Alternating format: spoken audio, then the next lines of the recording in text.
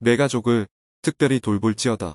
교리와 성약 118편, 126편. 메리앤 엔젤이 브리검 영을 처음 만난 것은 1833년 커틀랜드에서였다. 메리앤은 몰몬경을 읽고 1832년에 침례를 받은 초기 개종자였다. 그녀는 성신을 통해 몰몬경의 기원이 사실이라는 증거를 받았으며 그 느낌이 너무도 확실하여 이후로 단 한 번도 의심할 수가 없었다. 라고 간증했다. 메리앤은 곧 1833년 봄에 커틀랜드로 거주지를 옮겼다.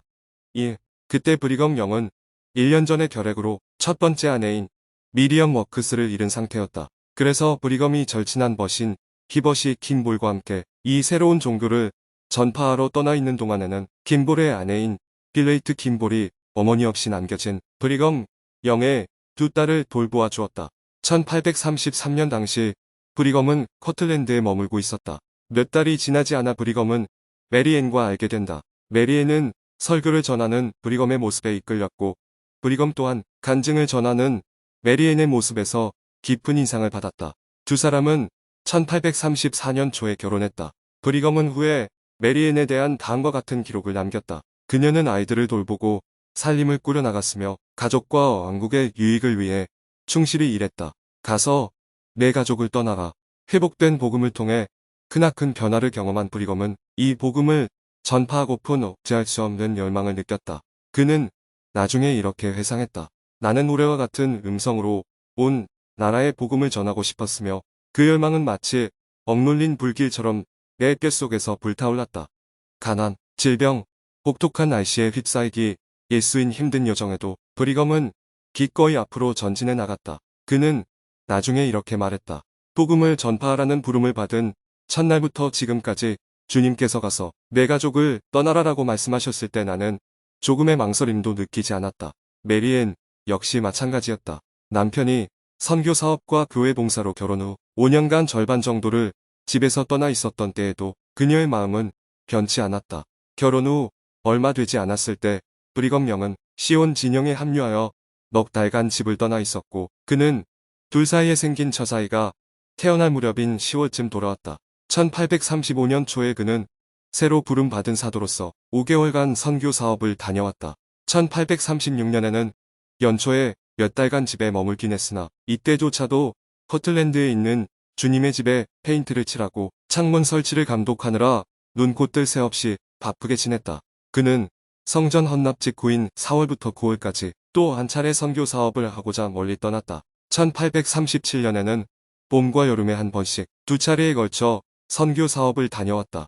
브리검의 부재는 메리앤에게는 집안일뿐 아니라 밭일까지도 감당해야 하는 큰 부담을 안겨주었다. 게다가 브리검의 전처가 낳은 두 딸인 엘리자베스와 빌레이트 그리고 1834년에 브리검과 메리앤 사이에 태어난 아들 조셉과 1836년에 태어난 이란성 쌍둥이인 메리앤과 브리검 2세 등 성장하는 자녀들을 돌보는 일도 메리앤이 혼자 감당해야 했다. 브리검은 편지를 통해서나마 가족의 고초를 잘 이해하며 사랑한다는 말을 전했다.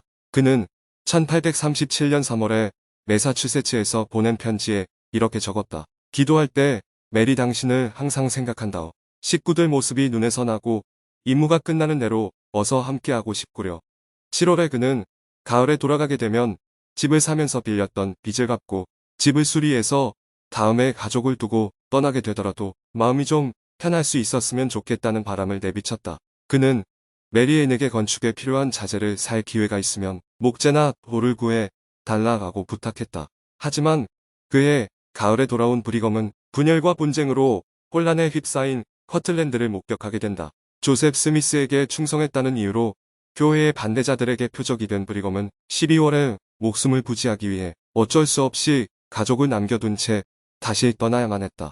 메리앤과 자녀들은 교회에서 변절해 나가 폭도가 된 사람들 때문에 공포에 떨어야 했다. 그들은 상습적으로 메리앤의 집과 부지를 수색하면서 위협적인 말과 욕설을 퍼부으며 겁을 주었고 그런 위협은 메리앤의 건강을 악화시킨 요인이 되었다. 1838년 봄 마침내 미주리 주퍼웨스트에서 두 사람이 재회했을 때 브리검은 메리앤의 상태를 보고 충격에 휩싸였다. 그는 아내에게 이렇게 말할 수밖에 없었다. 마침 무덤에 있다 나온 사람 같구려. 두 개지. 영 가족이 도착한 직후 조셉 스미스는 브리검에게 가족이 충분한 보살핌을 받기 전까지 다시는 가족 곁을 떠나지 말라고 지시하는 계시를 받았는데 이 계시는 기록으로 출판되지는 않았다. 하지만 1838년 7월에 12사도 정원회에 주어진 현재 교리와 성약 118편에 있는 계시를 보면 이 잠시나마의 휴식이 얼마나 짧았는지를 알 수 있다. 12사도들은 9개월 후인 1839년 4월 26일에 파웨스트를 떠나 다시 대영 제국으로 선교 사업을 떠났다. 하지만 그 9개월조차도 그들은 쉴 틈 없는 시간을 보내야 했다. 미주리주 성도들은 그들의 보금자리에서 내쫓겼고 브리검 영은 또 한 번 폭도들이 노리는 교회 지도자 중 하나가 되는 위험에 처했다. 영 가족은 함께 도망쳤으나 멀리 가지는 못했다. 브리검이 다시 돌아가 곤궁에 빠진 다른 성도들을 돕는 동안 그를 기다려야 했기 때문이었다. 메리에는 일리노이주 미시시피 강 건너편에 안전히 도착할 때까지 3개월간 11번이나 거처를 옮겨 다녀야 했다고 회상했다. 게다가 그녀는 아이를 임신한 상태였다.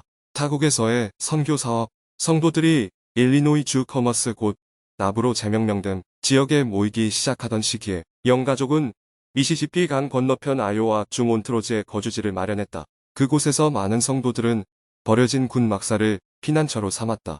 강제로 거처를 옮기고 새로운 지역 사회를 건설해야 한다는 부담감이 있었지만 12사도들은 자신들이 명받은 대로 대영 제국에서 선교 사업을 하겠다는 결심에서 흔들리지 않았다. 1839년 7월 2일 12사도는 브리검 영의 집에서 제1회장단과 함께 모였다. 제1회장단은 메리앤 영을 비롯해 그곳에 참석한 사람들의 머리에 손을 얹고 그들이 타국으로 떠나기 전에 그들과 그들의 가족을 축복했다. 형제들은 가족의 품으로 돌아오고 자신들의 성역의 증표로서 많은 영혼을 개종시키리라는 약속을 받았다. 2달 후인 1839년 9월 14일 브리검 영은 또다시 메리앤에게 작별을 고한 후 영국으로 선교 사업을 떠났다. 그는 그 어느 때보다도 힘든 상황에서 집을 떠나야만 했다. 브리검은 가족들이 미주리에서 쫓겨날 때 우리가 가진 모든 것을 두고 왔기 때문에 빈곤의 밑바닥까지 내려간 상태였다고 회상했다. 낡은 판탈롱 바지로 만든 모자와 담요로 속을 채워 만든 보잘것없는 누비 외투를 걸친 그의 차림새는 성역을 베푸는 자의 모습과는 거리가 멀었다. 당시 많은 성도들이 그랬듯이 브리검 역시 말라리아에 걸려 있었고 몸은 고열로 부들부들 떨렸다.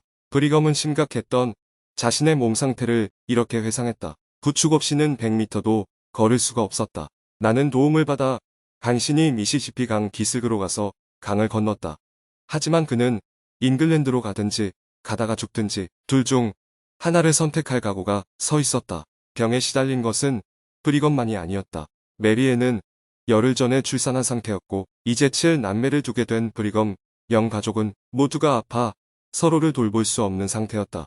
그럼에도 불구하고 메리에는 남편을 배웅하고자 강을 건너 아이오와에서 일리노이주까지 갔다. 브리검은 자신과 똑같이 질병에 허덕이는 히버시 킴볼과 함께 나부에 있는 히버의 집을 떠나면서 기력이 쇠한 중에도 함께 마차에서 일어났다. 두 사람은 집에 남겨두고 떠나야 하는 이들의 용기를 북돋고자 이스라엘 만세 라고 크게 외쳤다. 근근히 가족의 생계를 꾸리다. 브리검이 떠나고 2달 후 집에 식량이 동이 났다. 아직 말라리아에서 완쾌되지 않았을 때였지만 메리에는 굶주리는 가족을 위해 억지로라도 뭔가를 해야 했다. 춥고 폭풍우가 몰아치는 11월에 메리에는 누더기 같은 담요로 자신과 아기인 앨리스를 싸맸다. 그녀는 작은 배에 몸을 싣고 노를 저어 미시시피 강을 건넜다. 강을 건너는데 세찬 바람에 물결이 일어 그녀와 앨리스는 흠뻑 젖어버리고 만다. 나부에 당도한 메리에는 친구 집으로 찾아갔다. 후에 그 친구는 그날 일을 다음과 같이 회상했다. 영 자매가 아기인 앨리스를 안고 우리 집에 왔다. 둘은 흠뻑 젖은 데다 추위와 배고픔으로 거의 기절 직전 상태였다. 그 친구는 메리앤에게 집으로 들어와 쉬라고 했지만 메리앤은 집에 두고 온 아이들이 배고파한다면서 제안을 거절했다. 메리앤은 한 줌의 밀가루와 약간의 감자를 얻었다.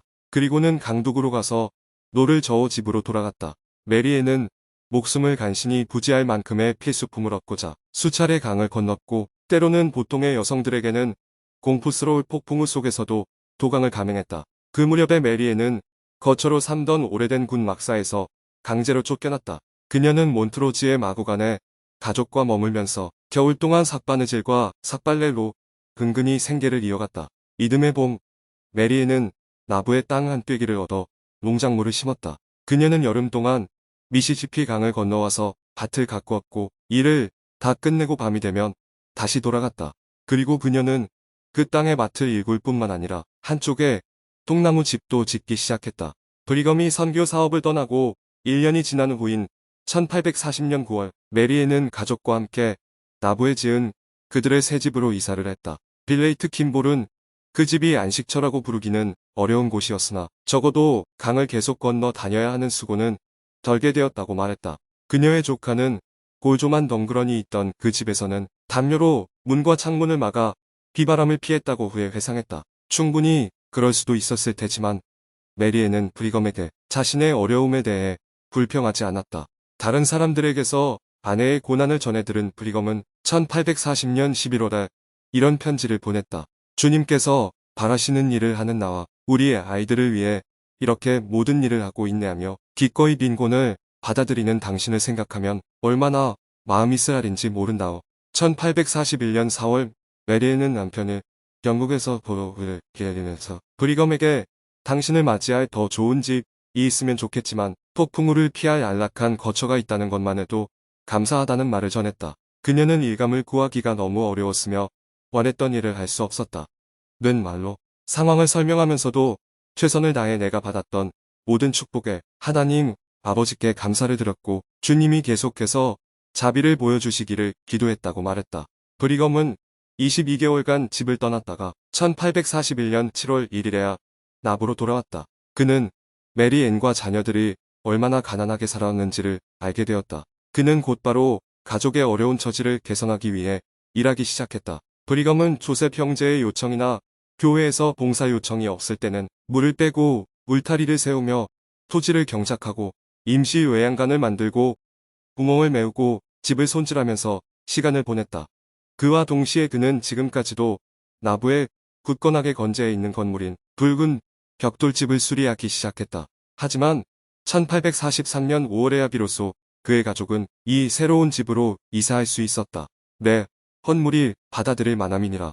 브리검이 선교 사업에서 돌아오고 일주일 후인 1841년 7월 9일 조셉 스미스는 브리검 영의 집에서 그를 만났다. 분명 그 자리에는 메리 앤도 함께 있었을 것이다. 그날 어떤 상황에서 어떤 대화가 오갔는지에 대한 기록은 없지만 조셉이 영 가족의 희생과 끝나지 않는 궁핍함을 목도했을 것은 분명한 일이다. 그는 그 자리에서 현재 교리와 성약 126편에 실린 다음 계시를 구술했다. 친애하고 심히 사랑하는 형제 브리검 영이여, 이제는 지난날 같이 내 가족을 떠나기를 내 손에 더 이상 요구하지 아니하노니 이는 내 헌물이 내가 받아들일 만함이니라.